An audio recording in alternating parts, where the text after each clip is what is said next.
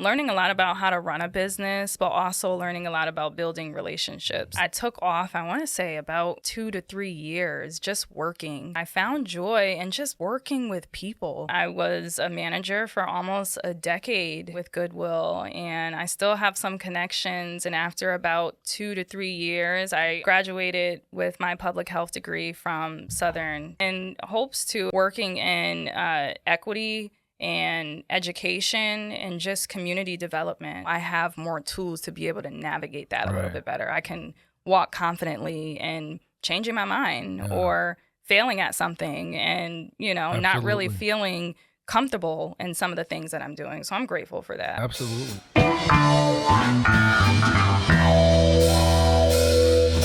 Welcome to Mission Control. At Peralta Design, we launch brands. But for now, let's launch right into this episode. 3, 2, 1, 0, 0, and liftoff.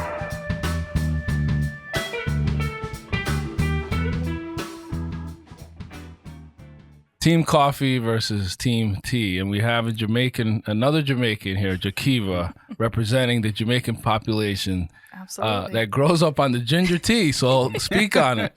Yeah, it's a family staple. And still every day it's a part of my routine. Yes. So, my dad is Jamaican. He's from Kingston, Jamaica. He's been here for as long as I've been born. He's in the Bronx right now and in a community that is like a Jamaican community. And we grew up on tea. Coffee was never a thing. It was kind of like coffee was kind of off limits for the kids. So I never got used to it. And tea is like my caffeine for the day. And also it does really great things for the body. Yeah, I think it's healthier. Tea is medicine. I would say So ginger interesting is that you say healthier. that. My mom is one of those people who like super into any kind of like natural remedy. And for her, literally, I remember my daughter was sick and she literally That's the old school way. She took like fresh ginger and Throw it then in a pot with throw it water. in a pot, boiled it, and that made her like a little, you know what I mean? And she was like, it's... Yeah, my mom is the same way. trick. My mom, that's when we would have tea if you were sick. Oh. Right. Okay. So my mom would make, she would throw the whole ginger, root in there. She'll peel an orange or peel an apple. Like that was another thing she did. Like it was actually like getting the nutrients out of these things. And if you drank that, whatever you had got knocked out. Like you were fine. That and some Vicks Vapor or Vaporu as we called it. Listen, That's the cure-all for everything. I'm not Jamaican, but definitely Team Tea. Yeah. Same thing growing up. Tea. Coffee was for adults, right? My dad drank coffee. Caffeinated or non-caffeinated or decaffeinated tea? I had both. A lot of my favorites were at that time I didn't know the difference, but my favorites were decaffeinated because I liked all the fruity teas. Like peppermint and I ones. definitely put way too much sugar in it. Any of the orange flavor or berry or strawberry, whatever, and I would put way too much sugar in them. But I had to have to. So it was like hot Kool-Aid, basically. Essentially. No then, way. Then eventually it got... No, how I made it when I was 8 was definitely hot Kool-Aid.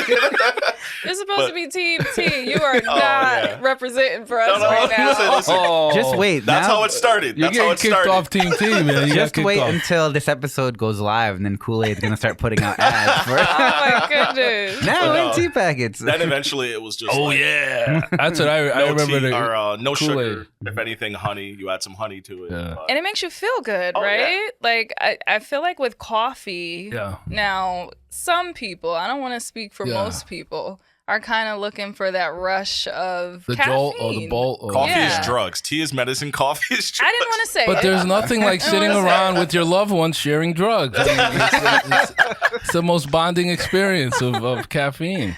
Oh my goodness. You drink too much, you get jittery. I've never drank too much tea before. Exactly. So that might be a part of it too. Like growing up and drinking tea, but also I had a really bad experience with coffee in college, trying to prepare for tests in the morning. I drank 1 large cup of coffee. You must have been jittery. I was jittery. I was ready to run the streets of New York and let You're off like, please, energy. Lord, let me come down off this high. I'm calling my mom like, we are about to sue this coffee shop because there's clearly something in here. I cannot Speaking go to of, that's sleep. like Panera. They've been getting like sued. Yeah, they have like caffeinated lemonade or something. Yeah, they're charged. charged. They're charged. It's like, Yeah. Granted, I mean, people with heart conditions probably shouldn't have been drinking Right. charged You're not supposed lemonade, to. but but still, like ridiculous. I think, like you guys were saying, the medicinal qualities of tea was a thing I wasn't aware of until I saw it with my own eyes. They make a tea like for all these different afflictions that you could have. So we go to this music festival every year, and there's a woman who has her vendor booth, and she has literally every ailment you can think of, and then what. Not her personally, but she has the remedy for it. No, right, exactly. Like she has the listing for every ailment, and then like what her inventory, and she gets every ingredient fresh. Yeah. She either grows it or gets it from a grower, and everything is like, I was blown away by like, oh, is this bothering you? This kind of tea. Right. Is this bothering you? Stomach This ache. tea. Are you sleepy? Right. Are you Yeah. constipated? Are you, whatever? Anxiety, depression. Right. I was like You blown have a away. cold. Yeah. The whole like gamut of things that could possibly So be wrong with you. There's a tea for it. we've come to the conclusion that tea is medicinal and coffee's fun. I am young for the record, but I feel like I've lived so many lives. There's been so many trajectory changes of my career and just like my personal growth. So where do I start? So we were talking about family and just like upbringing. So I'll start with my parents. My dad is from Kingston, Jamaica, and my mom is from South Carolina. So I kind of get the best of both worlds, got that Caribbean background and that South gritty, just like hard work. So I come from a family of hardworking communities and just really having great work ethic. So my dad is still a caregiver. My mother was a hospice nurse for actually a while. And also she was a teacher as well. Unfortunately, she had to retire So early. it is true that Jamaicans have like 9 jobs. Oh, yeah, absolutely. My dad still has about 3 jobs now, so he is the jack of all trades. Very hardworking. Yes. So I come from that background, just seeing my parents work, seeing aunts and uncles just work hard. My bonus dad, my stepfather, he comes from a family of entrepreneurs, and he himself is an entrepreneur, owning his own cleaning business where he has contracts all around Connecticut. Wow. So, starting from a little girl, just watching them work hard and really go after that dream. I don't know if it's so much of the American dream, but just that dream of being comfortable enough to rest, and some of them are still working hard at it. So I think I have it honest. So from a little girl, I've always been inquisitive just about new inventions, new opportunities. Any opportunity that was brought to me, I took advantage of it. So I'm from Connecticut. I was born in Norwalk, Connecticut. I grew up in Bridgeport. So I went to high school, Central High School. Central Magnet? Central Magnet, Oh, yeah. hey. Central Magnet. That school, I felt like it went by really fast. Being there, there's just so much going on. But I definitely connected with a lot of great people. So grew up in Bridgeport. I left Central Magnet and went straight to St. John. So at the time, I was Storm. Yeah. So in Queens. So Yeah. at the time, I was really gung ho on being a healthcare professional.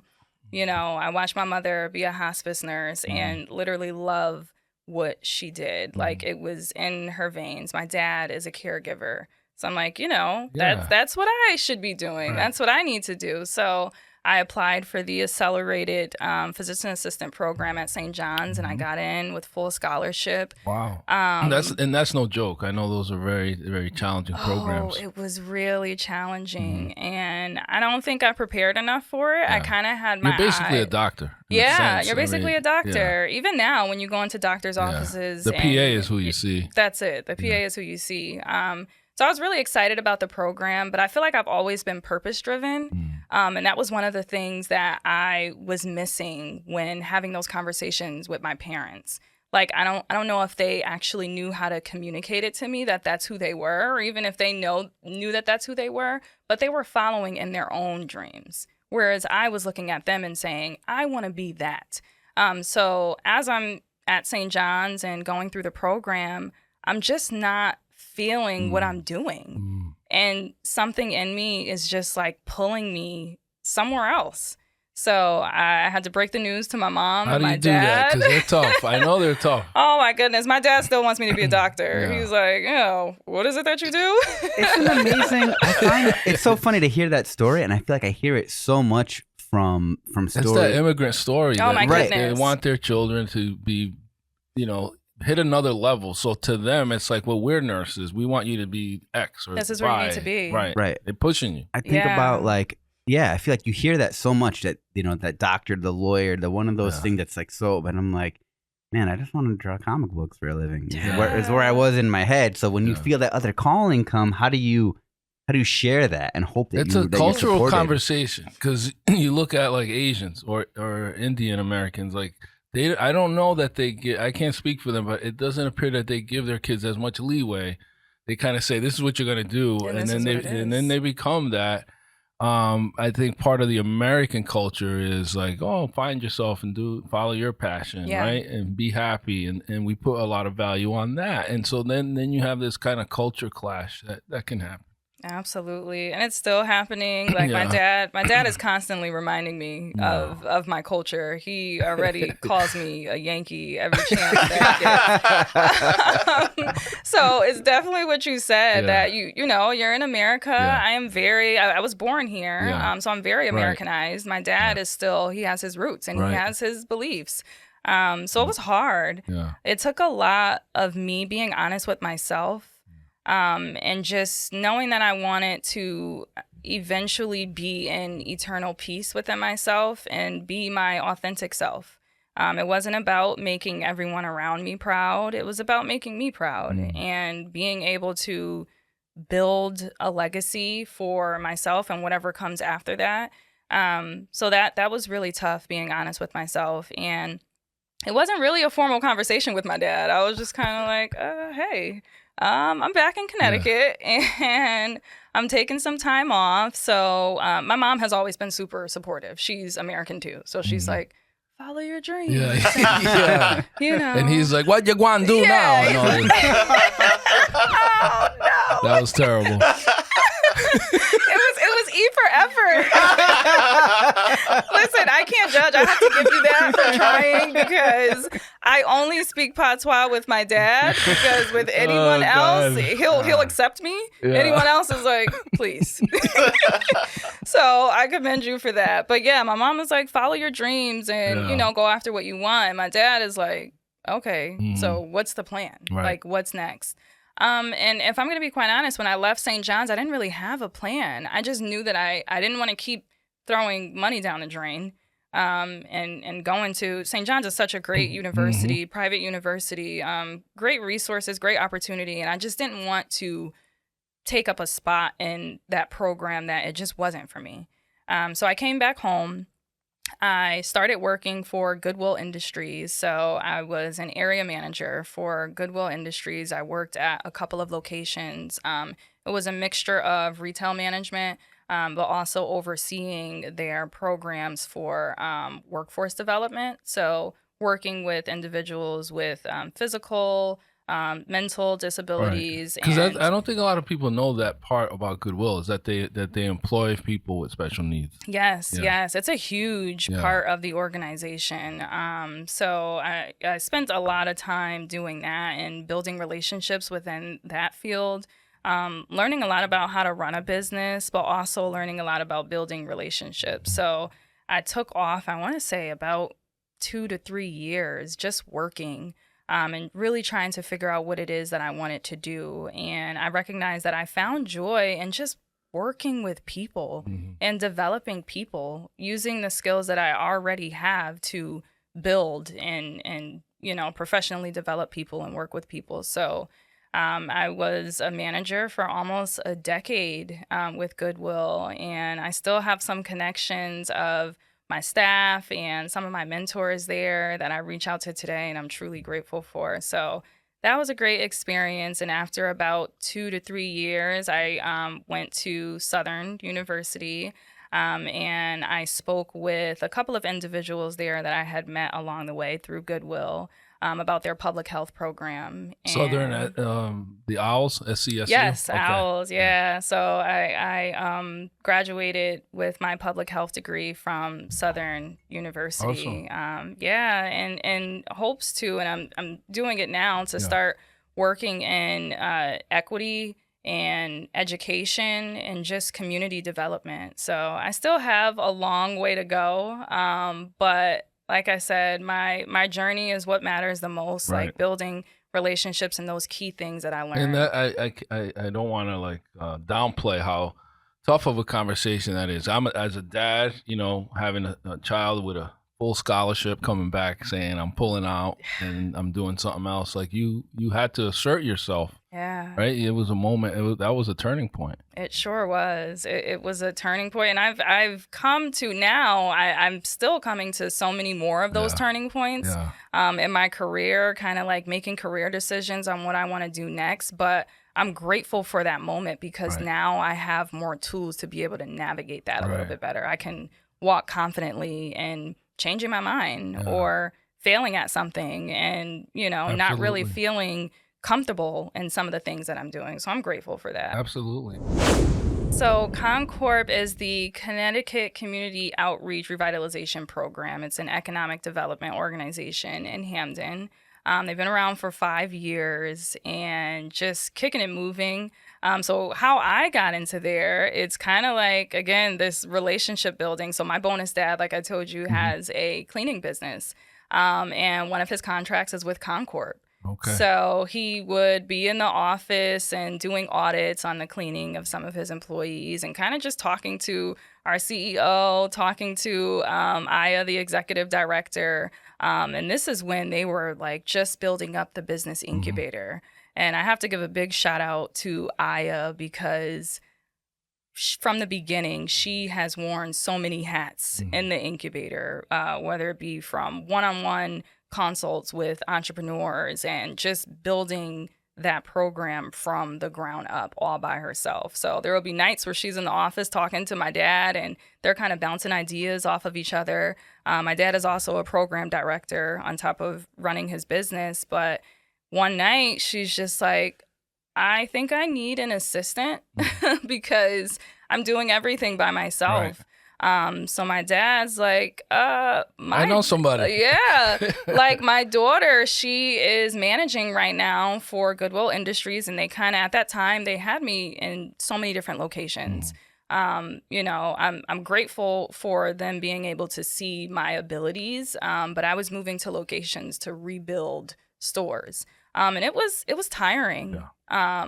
So him and I would have conversations at night about like what would be my plans for getting out because I knew that wasn't going to be. Wasn't sustainable probably, right? It wasn't sustainable. And I knew there was so much more. Yeah. So he mentioned me to Aya. Aya called me that same night and we had a really long conversation just about the work that they're doing at ConnCorp and the work that I'm doing at Goodwill and just kind of talking. We had a real like personal conversation too, because Aya's from Barbados. So we talked about family a lot and she talked about how ConnCorp really helped her personally develop, but also professionally develop in the same setting. And that resonated with me because, like I said, working with Goodwill and my professional development, I got key pieces from that, but I didn't have the space or the capacity to focus on my personal growth. So I was ecstatic hearing about everything that ConnCorp did. It was almost like sounding too good to be true, a Black-owned organization diving into the field of developing minority businesses and developing real estate. So I was excited. She invited me down to come and tour the space. She introduced me to the staff and we talked about the position and I'm like, of course, I'll take the position. So I started out as the executive assistant to Aya And from there, I started to stick my nose in some of the programming things. And I'm like, hey, I've managed so many locations in Connecticut for Goodwill Industries. Like, I can be a program director. Guys, if you enjoyed anything on the show today, found anything of value, we would appreciate it if you leave us a 5-star review on Apple Podcasts or wherever you listen to podcasts. It helps us grow, helps us promote other businesses, and help us launch your brand. At what point did you meet Carlton? Oh my goodness, when did I meet Carlton? Wow. Is he like the final level, like the master level? Like you meet him, the big boss? I don't think it was set up to where it was like, okay, you're going to meet this person first, this person first. So my first interview, of course, was with Aya. And then my second interview, that was where I was really sweating because I had the interview with our CEO, Eric Clemens. And funny enough, Eric is also from Norwalk, where my family is from, where I was born. And my family is from. So we didn't know during the interview that he also knows like most of my family. Oh, wow. But he's like stone face in the interview, and I'm telling him all about, you know, my accomplishments and things that I've learned. And he's like, I don't care about what you've learned. I care about who you are, because the mission that we are pushing here requires you to be an authentic individual that wants to be in community. I was like, okay, wow. Yeah. He's like, I want to know who you are internally. Well, that's great. I mean, despite him knowing everyone, it's a testament to the integrity of the organization that you weren't going to slide in. No, they wanted to make sure you were the real deal. Absolutely. They're like, we can train anyone, but we can't teach you how to be a great, decent human being. Right. You know, we can't teach you how to care. So that sits with me forever. I'll always remember that. So I met Carlton later on down the line, probably at a networking event or something. And I was introduced to him. And since then, he's kind of like taken me under his wing and has been really helping with my growth as well. Awesome.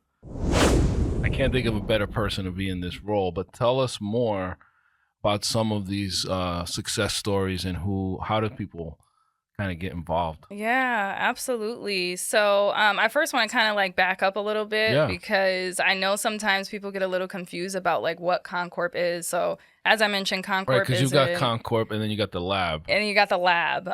So ConnCorp is the overarching economic development organization. So not only do we have the business incubator and accelerator, but we also have a real estate arm as well, where we are purchasing properties around the Newhallville and Dixwell Avenue area in Hamden and New Haven, rebuilding them and giving opportunity to individuals in that community to own properties and to also have spaces for with affordable rents.